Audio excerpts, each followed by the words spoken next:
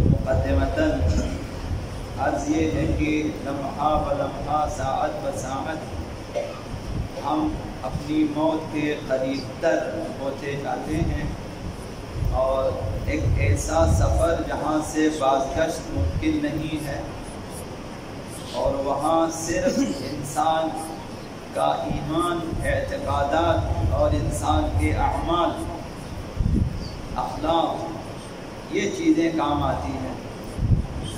تو لہٰذا اپنے اعتقادات پر بھی ہمیشہ نظر ثانی رکھیں، اور اپنے اعمال پر بھی ہمیشہ نظر ثانی رکھیں، پھر سے دیکھیں کہ اعمال صحیح ہیں یا نہیں ہے۔ جہاں بھی آپ کو لگے کہ کوئی ایسا بندہ ہے جو میری عبادتوں کے بارے میں بتا سکتا ہے کہ درست یا غلط، اس سے جا کر پوچھا کریں۔ یہ ہماری کوتاہی ہے، ہماری مثال اس مریض کی مثال ہے کہ ڈاکٹر نے، طبیب نے اسے نسخہ دیا ہے، وہ نسخہ لے جا کر کسی دواخانے سے لے لیتا ہے، اور اسے نہیں معلوم کہ دواخانے والے نے صحیح دوا دی ہے یا نہیں دی ہے، یہ نہیں معلوم۔ تو لہٰذا اسے اس کی ذمہ داری ہوتی دوبارہ جا کر ڈاکٹر سے پوچھیں کہ دوا صحیح دی ہے یا نہیں دی ہے۔ ایسا نہ ہو کہ ایک عمر میں غلط دوا کھا لوں اور میرا نقصان ہو جائے۔ ہماری مثال یہ ہے، کسی نے آپ کو نماز سکھا دی ہے، کسی نے آپ کو روزہ سکھا دیا ہے، کسی نے کہا کہ اس طرح سے خوف دیں، کسی نے بتایا اذان اس طرح سے دیں، کسی نے اس طرح۔ تو لہٰذا اس پہ نظر ثانی ضروری ہے کہ جس نے مجھے مسئلہ بتایا ہے صحیح بتایا نہیں بتایا، جس نے مجھے اذان سکھا دی ہے، نماز سکھا دی ہے، صحیح سکھایا نہیں سکھا۔ لہٰذا ہمیشہ نظر ثانی ہونی چاہیے۔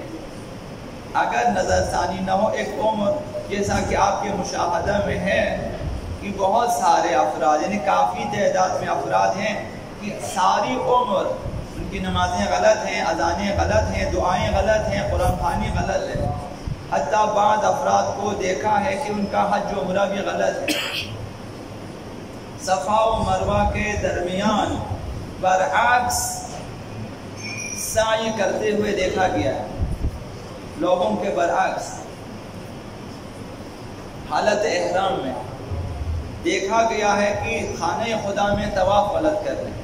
یہ کس وجہ سے؟ یہ اس وجہ سے کہ نظر ثانی نہیں کی ہے۔ جس نے پڑھایا اس نے یاد کر لیا کہ بس صحیح ہے، ایسا نہیں ہے۔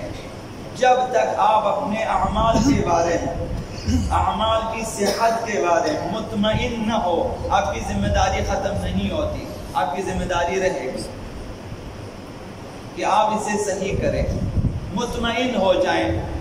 جس طرح سے بھی آپ کو مطمئن ہونا ہے، مطمئن ہو جائیں کہ میرے اعمال جو ہے وہ احکام شرعیہ کے مطابق ہے۔ اسکول میں اساتذہ بچوں سے پیپر لے لیتے ہیں، ایک دفعہ چیک کر لیتے ہیں، پھر ری چیک کر لیتے ہیں کہ کہیں غلطی نہ ہوئی ہو۔ یہی جو ری چیک کا عمل ہے ہمارے پاس بھی ہونا چاہیے۔ آپ اپنی نماز کو ری چیک کر لیں، آپ اپنے وضو کو ایک دفعہ ری چیک کر لیں، دوبارہ دیکھیں کہ صحیح یا غلط ہے۔ ابھی بہت ساری مسجدوں میں دیکھا ہے کہ وہاں جو ہے وضو سے پہلے پیروں کے دھونے کا رواج ہے۔ مثلا پنجاب میں اکثر مساجد میں یہ سلسلہ، پیروں کو پہلے دھو لیتے ہیں، پھر خشک کیے بغیر وضو کر کے اسی پہ مسح کرتے ہیں۔ یعنی یہ کثیر تعداد میں ہم خود چشمدید گواہ ہیں۔ تو اسی طرح سے وضو، کیونکہ وہاں عادت سی ہو گئی ہے، پیر دھونے کی عادت ہو گئی ہے، دھو لیتے ہیں۔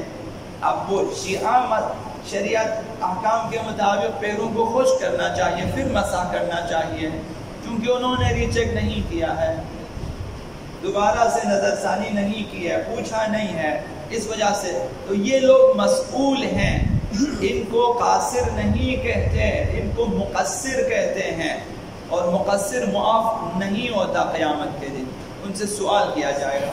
تو کہنے کا مطلب یہ ہے کہ 1400 سال اور 15ویں صدی اسلام کی جاری ہے، اس وقت 15ویں صدی ہے، اور اب بھی احکام شرعیہ میں ہاں پہلی کلاس میں ہیں، وہی توضیح مسائل کا پہلا چیپٹر ہے، ابھی تک اسی میں ہے۔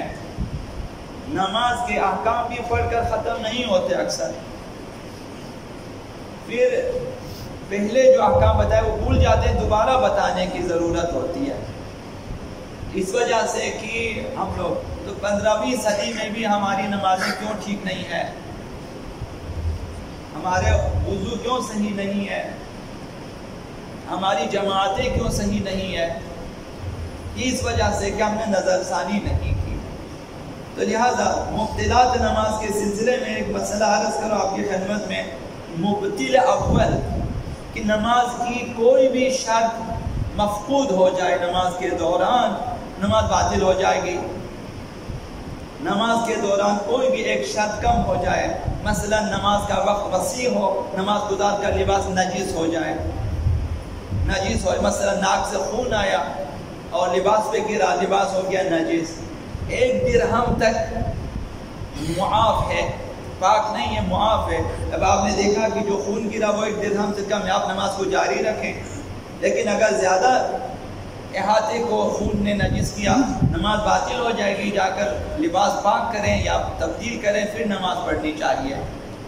اسی طرح سے بعض افراد جو ہیں وہ پیشاب کے قطرے مثلا گریں گے احیانا کسی وجہ سے، اسے پتہ ہے کہ بھائی جو ہے لباس نجس ہے، نماز باطل ہو جائے گی، جا کے لباس تبدیل کریں، پاک کریں، پھر نماز پڑھیں۔ اسی طرح سے اگر شرائط نماز میں سے نماز کے دوران پتہ چلا جگہ غصبی ہے، جس جگہ میں نماز پڑھ رہا ہوں یہ مثلا مشترکہ جگہ ہے اور شرکا کی اجازت نہیں ہے، تو آپ اگر نماز کے دوران 1 قدم 2 قدم آگے پیچھے جا کر غصبی جگہ کو چھوڑ سکتا ہے تو آپ اسی طرح کریں، نماز صحیح ہے، ورنہ نماز باطل ہے۔ جانا چاہیے کسی ایسی جگہ جو مباح ہو۔ تو اسی طرح سے نماز کے دوران جو ہے اگر غصبی لباس ہے تو اگر اتار سکتے ہیں تو اتاریں، واسکٹ آپ نے پہنا، کوٹ آپ نے پہنا، مثلا آرام سے اتار سکتے ہیں نماز کے تو اتاریں، باہر کریں، آپ کی نماز صحیح، آپ اسی طرح نماز پڑھیں۔ اگر ایسا نہیں کر سکتا، مثلا قمیص شلوار ہے نہیں اتار سکتے، نماز کا وقت وسیع ہے تو نماز باطل ہو جائے گی، جا کر مباح لباس پہن کر نماز پڑھنا چاہیے۔ تو اسی طرح سے جو ہے موالات اگر ختم ہو جائے، نماز کی شکل ختم ہو جائے، نماز باطل ہو جائے گی۔ دیر کر دی آپ نے نماز پڑھنے میں، کافی دیر تک خاموش رہے مثلا، تو اس طرح تو لہذا حضرت آقا امیر المؤمنین علی بن ابی طالب علیہ السلام نے فرمایا، یا کمیل انظر فیما تصلی، اے کمیل یہ دیکھو کہ کس جگہ نماز پڑھ رہے ہو، جگہ میں دقت کریں، نماز کی جگہ میں انداز نماز نہ پڑھے۔ بہت ساری جگہیں مباح نہیں ہیں یا غصبی ہے یا مشکوک ہیں جو نماز نہ پڑھے۔ میں نے بارہا عرض کیا کہ ان گھروں میں جن میں فوتگی ہوئی ہے، وارثین نابالغ ہیں، تو وہاں آپ کے لیے نماز پڑھنا اشکال سے خالی نہیں ہے، کیونکہ نابالغین سے آپ جو ہے آپ اجازت نہیں لے سکتے، بالغ افراد کی جو ہے جگہ جدا نہیں ہے، مسائل ہیں، تو لہٰذا نماز مسجد میں پڑھیں، حتیٰ وہاں بیٹھنا وغیرہ۔ لہٰذا فرمایا یا کمیل انظر فیما تصلی، اے کمیل دیکھو کس جگہ کہاں پہ نماز پڑھ رہے ہو، دقت کریں، وعلی ما تصلی، اور دیکھو کہ جو ہے کس جگہ نماز پڑھ رہے، کس لباس میں نماز پڑھ رہے ہو اور کس جگہ نماز پڑھ رہے ہو۔ ان لم تکن من وجہ وحلہ فلا قبول، اگر شرعی احکام کے مطابق لباس اور جائے نماز نہ ہو تو پھر نماز قبول نہیں ہے۔ لہذا آقا امیر المومنین نے کمیل سے دقت کریں اس لباس میں جسے پہن کے نماز پڑھتے ہو، یہ لباس کہاں سے آیا؟ غیر اسلامی ممالک سے آپ نے لیدر کی چیزیں آپ نے وہاں سے منگوائی ہیں، پہن کے آپ نماز پڑھیں، وہ مشکوک حلال جو ہے وہ محکوم بحلال نہیں ہے، وہ آپ پہن سکتے ہیں لیکن نماز نہیں پڑھ سکتے، کیونکہ وہاں کے جو لیدر ہے وہ حلال کے حکم میں نہیں ہے مثلا، لہٰذا اسے اتار کے نماز پڑھیں، لہٰذا اس لباس میں دقت کرے، اگر غصبی ہے اسے بدلے۔ آقا امیر نے فرمایا کہ جس جگہ نماز پڑھتے اس میں دقت کرے، اگر شرعی طور پر حلال نہ ہو تو نماز صحیح نہیں ہے، یہ دقت کرنی چاہیے۔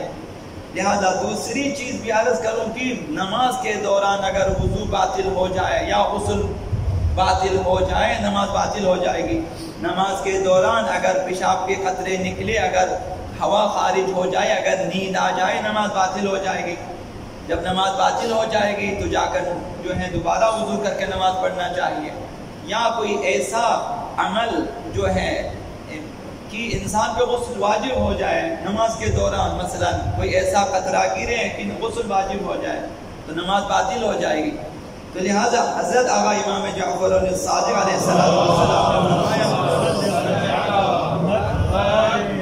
نے وضو میں دقت کے سلسلے میں فرمایا مسئلہ کس حد تک مہم ہے یہ آپ اس میں دیکھیں. آقا امام صادق علیہ السلام فرمایا اما یخاف من یصلی علی غیر وضوء، جو شخص بغیر وضو کے نماز پڑھتا ہے اسے یہ خوف نہیں ہے، کیا اسے یہ ڈر نہیں لگتا ان تأخذ الارض خسفا کہ زمین شک ہو جائے اور اسے نگل لے.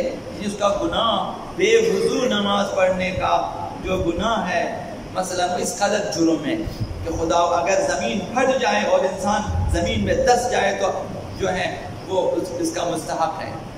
تو لہذا وضو میں دقت کرنی چاہیے، مسح میں دقت کریں.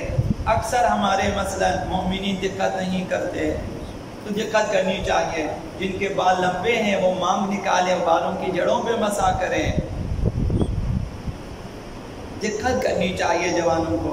تو لہذا اگر اسی حالت میں نیند کی حالت میں وضو باطل ہے وہ جاری رکھیں تو امام نے فرمایا کہ اسے یہ خوف ہونا چاہیے کہ زمین میں دس جائے خدا متعال کہ ہاں یہ جرم ہے. تو وضو میں دقت کرنی چاہیے تاکہ ہماری نمازیں درست ہو جائیں. یہ جو نظر ثانی ہے ہمیشہ ہونا چاہیے. ہمارے علماء نے فقہاء نے فرمایا نماز میں جہاں آپ کے پاس مفاتیح الجنان ہے، جہاں آپ کے پاس جو ہے زیارت نامے ہیں، وہاں پہ دو مسائل پہ ہونا چاہیے. ہر دفعہ نماز کے بعد کم از کم آپ ایک مسئلہ دیکھیں دو مسائل میں سے تاکہ آپ کی نماز درست ہو جائے.